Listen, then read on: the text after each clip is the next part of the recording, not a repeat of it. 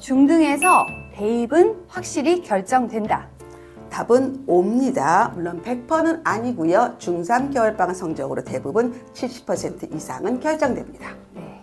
고등에 역전하는 아이는 거의 없다. 답은 X입니다. 네. 물론 아이들 있습니다. 컨설팅 굳이 돈 내고 학원에서 안 받아도 된다. 답은 X입니다. 고1, 고2 때 한 번은 꼭 해보세요. 엄마 역량에 따라 아이 학습 결과는 확연히 달라진다. 답은 O입니다. 입시 혼자 하는 거 절대 아닙니다.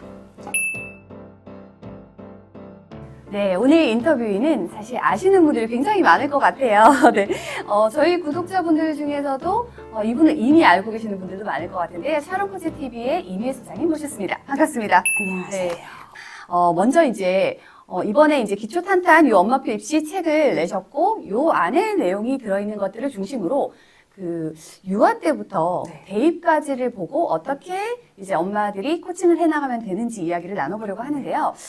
첫 번째 질문은 워낙 이제 교육에 아는 정보도 많으시고 또 자녀 교육하면 자녀 교육의 대가다 이런 말씀도 또 듣고 계시잖아요. 네. 가장 중요한 부모의 역할은 어떻게 생각하시나요? 일단은 책 제목이 이제 엄마표 입시라는 단어가 나왔으니까 약간 거부 반응을 일으킬 수도 있을 것 같아요. 네.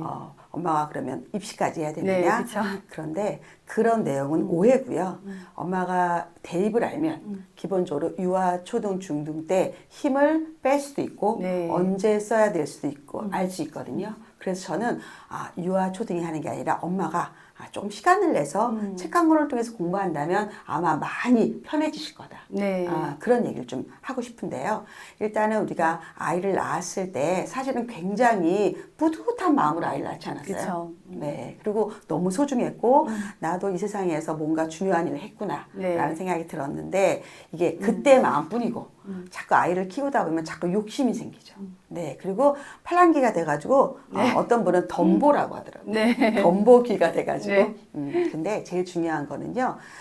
점차 입시도 그렇게 바뀌는데 한 인간이 행복해지는 길을 제시하잖아요. 네. 한 인간이. 네, 그럼 그 행복해지려면 그 사람을 우리가 먼저 들여다봐야죠. 관찰해야죠.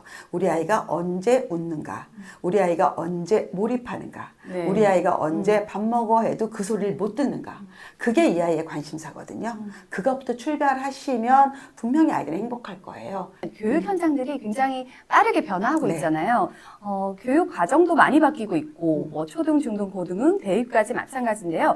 어떻게 변화가 좀 되고 있는지 핵심적인 내용을 전해주시면 좋을 것 같습니다. 대한민국의 교육과정은 7년마다 바뀌어요. 그래서 보통 우리가 2015 교육과정, 2022 교육과정 이렇게 만드는데 이게 그래도 몇 년의 예고제가 있기 때문에 네. 사실 2022 개정 교육과정이 실제 2025부터 만들어지는 거예요. 네. 그런데 이 교육이라는 거는 인재를 키우기 위한 거고 우리가 이제 한국에서 있는 K 인재를 벗어나 글로벌한 인재가 되려면 세계 교육을 아셔야 되거든요.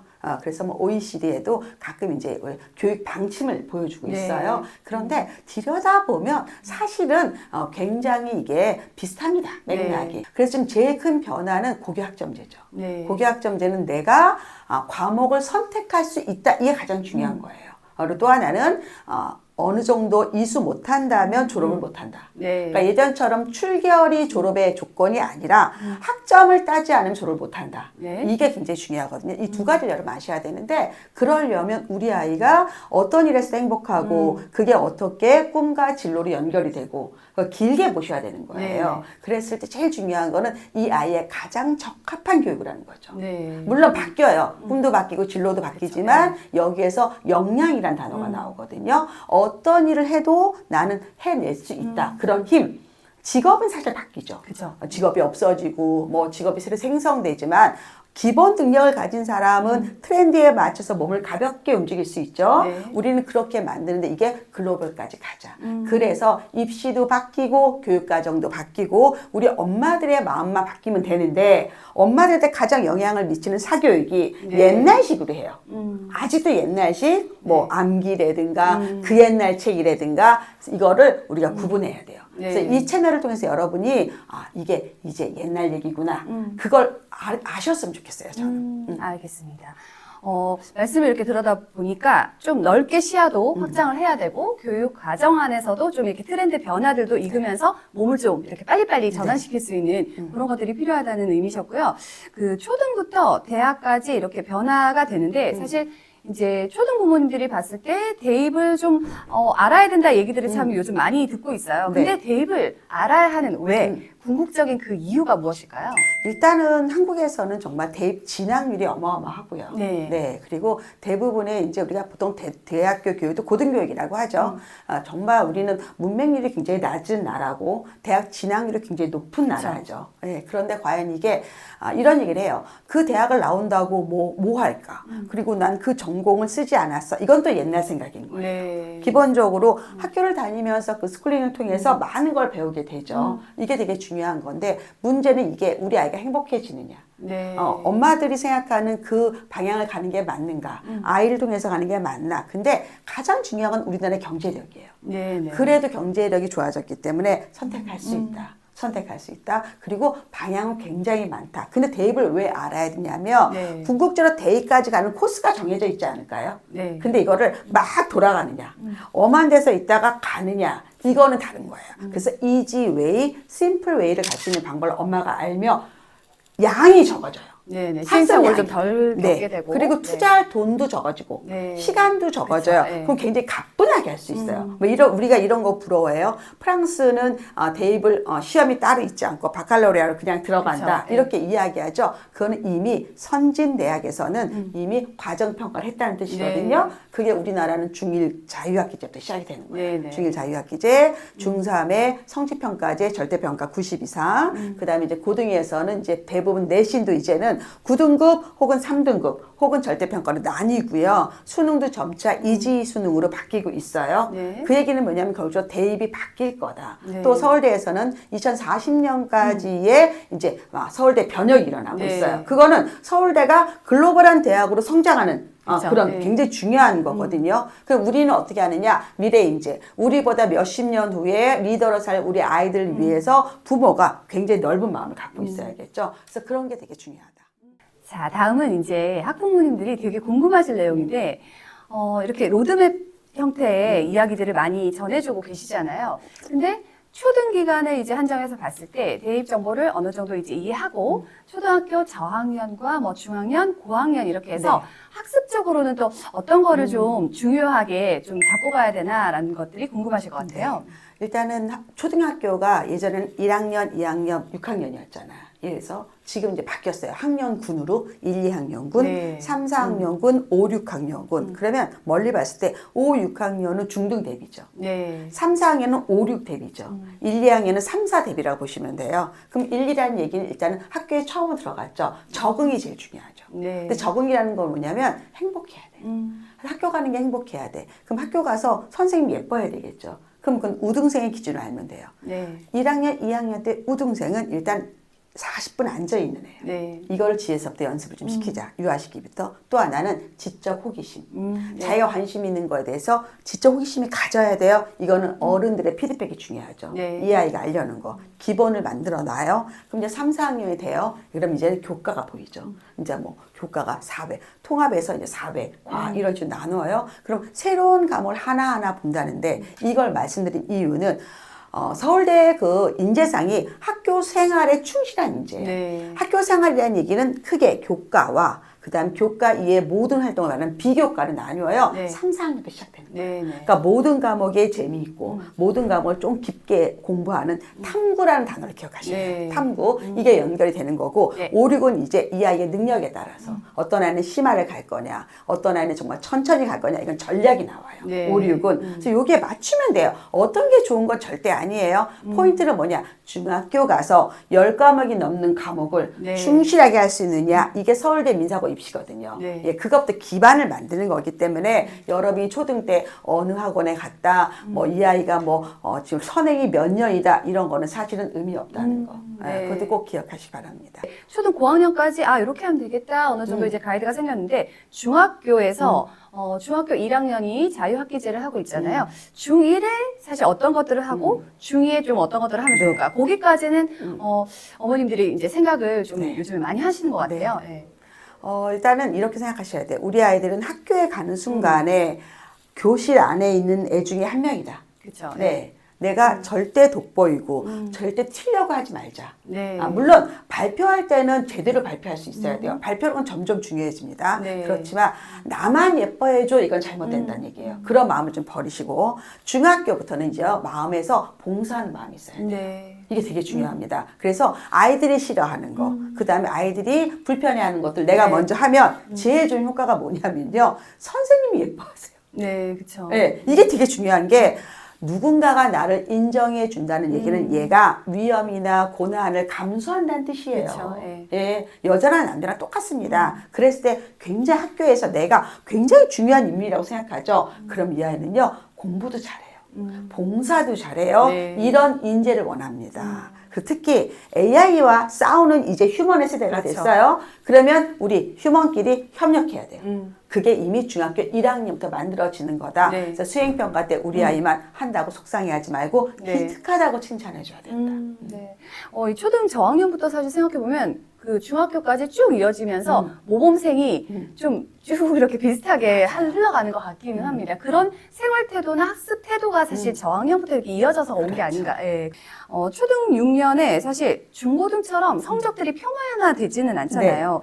근데 이제 뭐 우등생이라고 보여지는 학교에서 바라봤을 때 좀 쟤는 모범적이다 이런 건 선생님도 금방 보시게 되는데요. 네. 아이가 중등으로 이제 넘어가서 대입 진로를 이제 고민하게 되잖아요. 네네. 그 시점에서 부모님들이 어떤 부분들을 보면 이 친구는 이렇게 대입 좀 전략을 풀고 이렇게 하고 이런 것들 있잖아요. 어떻게 하면 그러니까 좋을까요? 초등 때는 네. 보이는 성적과 보이지 않는 실력이 있어요. 네. 그래서 대부분 쟤는 정말 듣보잡인데 어떻게 저렇게 중학교 때 고등학교 때 성적이 두각을 나올까 드러내고? 이런 네. 애들은요 몰라서 그래요. 네. 띄엄띄엄 아는 거고요. 그 아이들은 보이는 성적은 약할지언정 네. 이 보이지 않는 실력이 너무 많은 거거든요. 그거는 뭐냐면 지적 호기심, 탐구, 그 다음에 자기의 경험을 경력으로 만드는 많은 그 자료들 네. 이런 것들이 쌓여 있는 거예요. 이걸 만들어내야 된다. 네. 그게 중학교 1학년 자유학기제 때 빛이 팍 나고요. 네. 그 다음에 그런 기본적인 그 다음에 이제 지필고사에서 얼마나 성실하게 하느냐인데 사실 중학교는 90점 이상 만들면 A이기 때문에 네. 덜 드러나요. 덜 드러난다. 이게 그렇죠. 언제 튀어나느냐? 고등학교 들어가서. 딱 표가 나는데요. 팁을 드린다면 고1, 3월 모의고사는 중3 전과정이거든요. 네. 그래서 중등을 열심히 해야 된다. 네. 특히 학원에서 만일에 중3-1을 스킵한다. 절대 그러시면 안 되고요. 특히 중학교 수학에서는 2학기 부분인 기하 파트를 정말 잘해야지. 왜? 고등 때 안 배워요. 네, 네. 기본적으로. 그래서 이런 교육 과정을 알면 네. 제가 말씀드린 건 첫 번째 교육 과정, 두 번째는 입학 요강, 세 번째 탐구 생활, 네. 네 번째는 이제 과목 선택. 네. 이 네 가지 단어를 기억을 하시면 입시는 어렵지 않아요. 네, 네. 처음 들을 때는 굉장히 어렵게 느껴지는데 네. 이 자료들도 사실 계속 접하다 보면 네, 네. 조금 익숙해지고 그 다음에 또 다른 것들이 보이면서 새로운 것들을 좀 깊게 공부해 갈 수 있는 것 같습니다. 그러니까 자녀의 학년만큼 입시가 보여요. 네, 그렇죠. 초등자한테 고3 뭐 표준 점수가 뭐야 이건 잘 의미가 알아놨죠. 없어요. 네. 근데 자기 학년이 되면 아는데 그쵸, 우리 유초등 중등맘들이 이걸 배우면 뭐가 좋으냐면 학원 설명회를 가거나 네. 다른 기관이 설명할 때 옥석을 가릴 수 있어요. 네네. 그래서 아마 흔한 엄마 채널이나 샤론코 TV를 보는 분들은 거의 전문가 수준으로 네네. 이제 올라갈 것 같아요. 네, 알겠습니다.